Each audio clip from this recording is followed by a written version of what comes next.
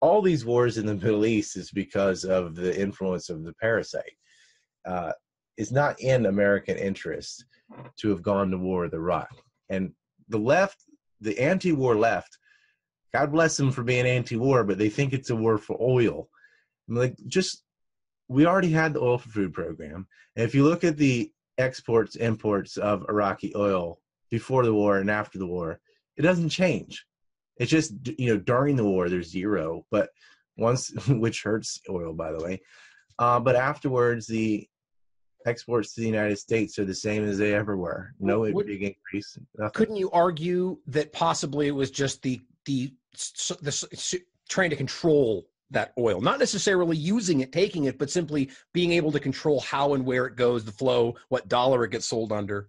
Yeah, Wouldn't you consider that being... to make that argument, but then it's like, okay, well, would you go to war so you could sell more oil to China? Did you think America did that? Because that's what happened, Right. And you'll get this petrodollar argument stuff, which people go really nuts about.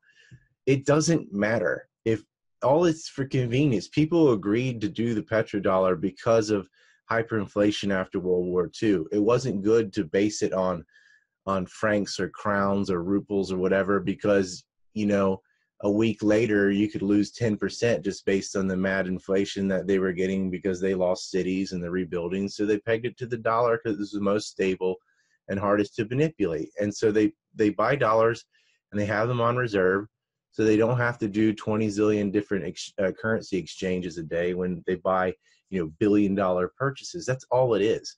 And like India and Japan got off the petrodollar back in like 2006. Nothing happened. And Japan was the second largest market in the world in 2006. Nothing happened because it doesn't matter, because every time they buy dollars, you have to take yen. Where are you going to spend yen other than Japan? It's actually a win for the other side. I wish I had a button for this, because people are like, petrodollar. I'm like, you're repeating something you heard and you don't really know, and you've never tried to debunk it, and you're not like into economics or whatever. Like, shut up with that. They said the same thing with Gaddafi and the gold dinar and blah, blah, blah. I'm like, here's what happened with Gaddafi. Egypt had a revolution. They reopened the Suez Canal. Libya could directly trade oil to China. $22 billion in contracts they canceled from Europe because the Chinese are ready to buy. Europe invaded Libya, not America led from behind in that war. So that was about oil percent in a way, because it was about the pipelines or the flow of oil. But you could also say, though, that, I mean, yes, I actually completely agree. And I think there's parts of this that people don't really, this is when you dive past the surface level discussion and really get into the nuance of why it happened. But we can all argue that in 91, the EU didn't even exist. There was no euro. Right. But we could argue that clearly, to some degree, the resources played a factor. The trying to go to a dinar-backed dollar, that played a factor. Because you could argue that, right? I mean, clearly that Not does really. have an effect.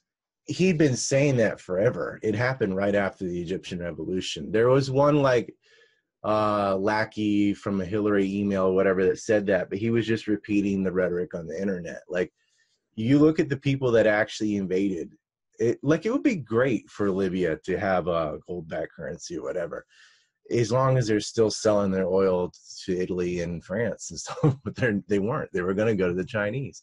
It's not about us getting oil. It's about China not getting oil. Right. Not the money, but more so the control through that resource. They do not want China to get a stranglehold over Africa. Right now, China's weakness is lack of resources. They've got plenty of people. Well, they got more than enough people. They're pretty high tech, they've got room to grow, and they've got a strong enough military that you can't really invade them, and they're not going to invade anyone else. The big threat is China lacks a couple things. They lack oil and they lack water, and they don't want them. Afghanistan prevents any direct pipelines from Iran to China. Afghanistan, I have a whole big article on why I went to war with Afghanistan, but it's opium and pipelines.